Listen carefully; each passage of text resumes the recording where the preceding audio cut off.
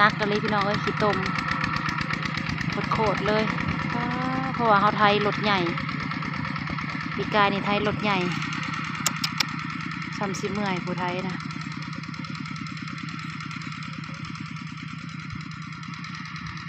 ปีนี้มันเลยเห็ดยาก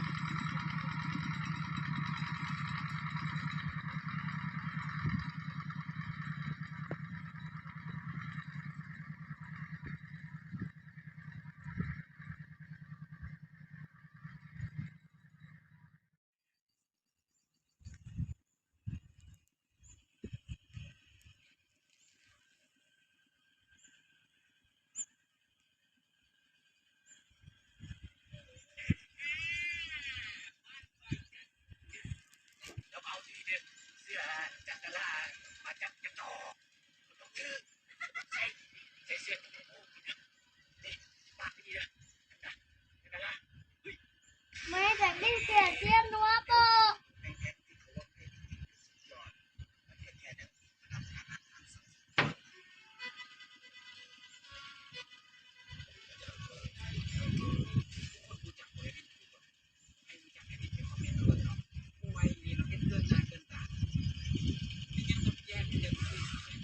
ดีสบายดีเอฟซีทุกท่านเด้อสบายดีพี่น้องตอนสวยๆพี่น้องจ้าตอนนี้เช้านี้อยู่หน้าโคกพี่น้องออกมาหอดหน้าโคกเป็นที่เรียบร้อยมากับตากล้องนั่นเอง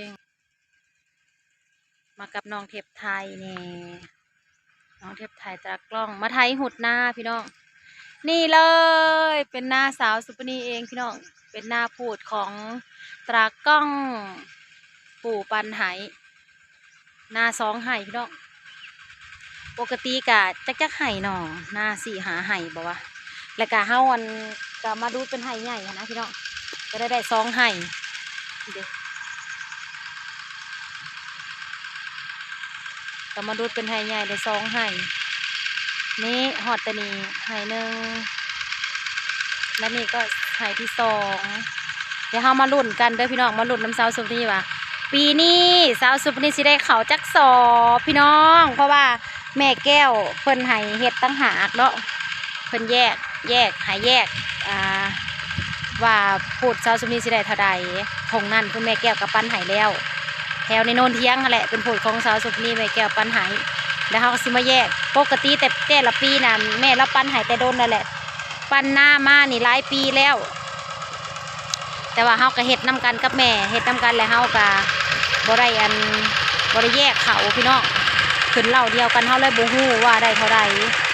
หน้าทงนี้ก็ยังลังเถื่อกับปั่นใส่กันเลยบ่ฮู้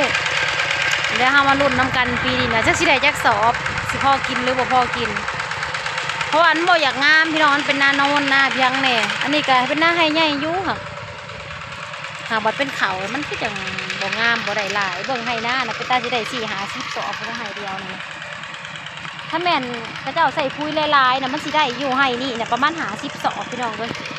เบิ่งหน้านะเบิ่งเนี่ยไม่แม่นให้ให้น้อยเลยพี่น้องเลยแต่เป็นยังจังบ่ได้เท่าได้เขาจักสอบ9ปลาย30ปลายเนี่ยเท่าได้ปีนี้เป็นตางามอยู่เลยพี่น้องเลยแต่มันแล้วเนี่ยไทยยากผู้ไทยไปเมื่อยตะกล้องเขาเริ่มเมื่อยเลยคนไทยนะเพื่อสีสุดนะเพื่อสีสุดไทยผู้เดียวนะเคยเยอะก็บ่ได้ให้มาซอยเพราะว่าไปปั่นข้างหน้าเมื่อวานนี่แหละก็100 บาทเจ็บตีนเห็ดกระเบืออยู่ก็เลยบ่ให้ออกมาพักผ่อนตีนก่อนแห้งไว้อันมืออื่นใส่เกลือบุดเอาและไปซอยอ้ายอันไทยสุดทงนั่นเด้บ้านเขาให้แม่มืออื่นบ้านเขาให้แม่แก้วมืออื่นนะมาในอ้ายก็สิได้เป็นคนหวานเขาหวานพุ้ยแล้วให้น้องไทยว่าให้เพิ่นใส่อันเกลือบุดเอา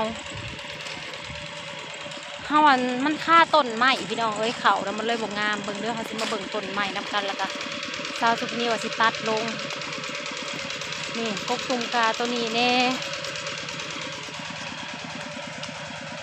บ่งามหมองนี่นะพี่น้องเอ้ยมันเป็นหน้าซอง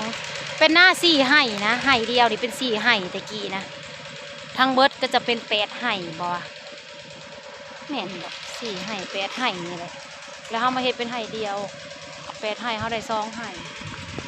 นี่กกตุ่มกาตัวนี้พี่น้องมันอยู่กลางไห่นาสาวสุนีว่าสิเอามันออกมันเลยบ่ได้เขาแล้วก็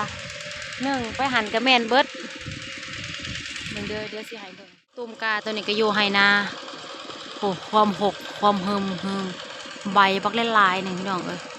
เอาออกเนาะพี่น้องเนาะ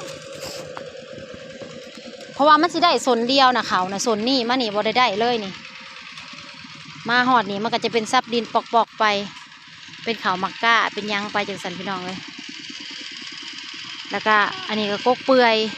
ว่าแม่นกกเสือกในกา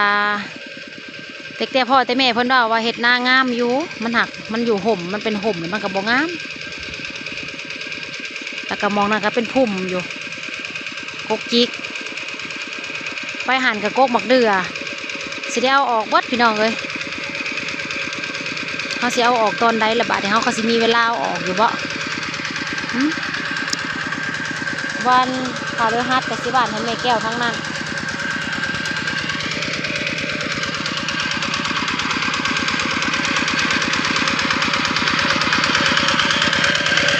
มันห่มลายแม่กบนี่กันก็ไม่สิบ่ได้เข่าเลยนะเนี่ยมานี่นะบ่ได้เลยแต่ข้านี่นะบ่เป็นเข่าแต่ข้านี่นะพี่น้องเอ้ยหน้าบ่แม่นให้น้อยหากบ่ได้เข่าถ้าสิไปหาเบิ่งเฮ็ดเพาะค่ะมีเฮ็ดเพาะบ่บ้านอื่นคือออกนี่ก็ให้ลุ่มนี่ก็บักใหญ่หนึ่งขั้นหน้าก็เป็นกกหวะอยู่หันก็คือกันห่มลายมีแต่เฟืองมองหน้าก็ดีเขาสิมาหาตัดต้นไม้น้อยออกพี่น้องเอ้ยตัดต้นใหญ่ขึ้นแล้วนี่เขาก็ตัดมาได้เป็นไข่ยุมันยังปลายมันสูงเลยนี่ต้องตัดยามแรงตะกี้เขาเอาเฮ็ดละโงกนี่หนูบอกออกปะเฮ็ดละโงกเฮ็ดเพาะพี่น้องเอ้ยน้ำคันไห่คันหน้านี่มีเด้อไฟก็คือใหม่อยู่เด้ก็เฮ็ดเพาะออกคือบ่จัก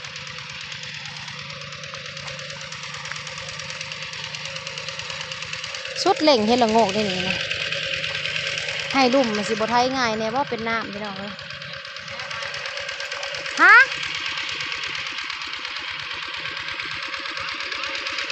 ไม่เบิ่งเฮ็ดเพาะก่อน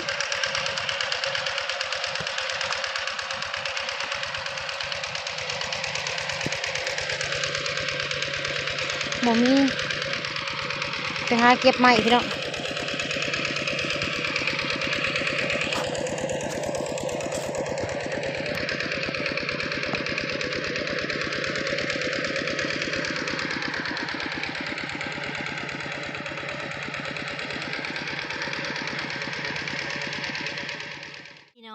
เลาะไปเลาะมาเห็นเห็ดเพาะแม่นบ่แม่นได้พี่น้องเห็ดเพาะนางดอกหนึ่งกำลังออกมันยังอ่อนๆหนึ่งเห็ดเพาะนางพี่น้องไปหาเบิ่งอีกก่อนเฮ้อฮะอ้าวเจ็บท้อง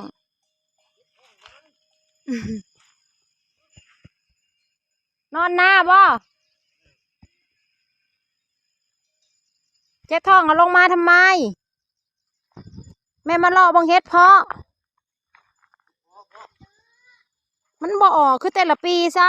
ำหน้านี้ลุมหน้าสาวสุบนี้ลงมาพี่น้องอันนี้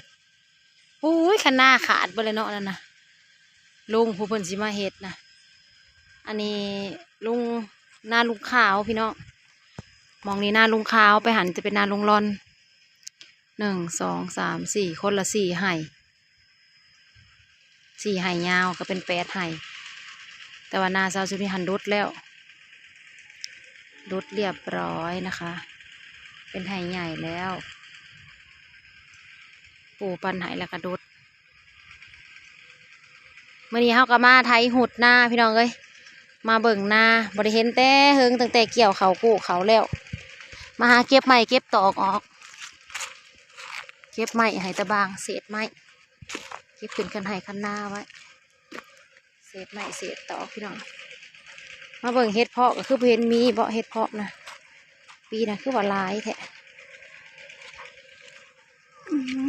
ตอนพ้นตกกับสีลายคือกันนี่น้ำนะคนน่ะน้ำมันลงไปอยู่ให้ลุ่มเบื่อมอยู่พี่น้องเอ้ยว้าวข้างๆก็จะเป็นหน้ายาโยแห้งใหญ่คักพี่น้องเอ้ยได้ปีละ400 สอบยาโยนะ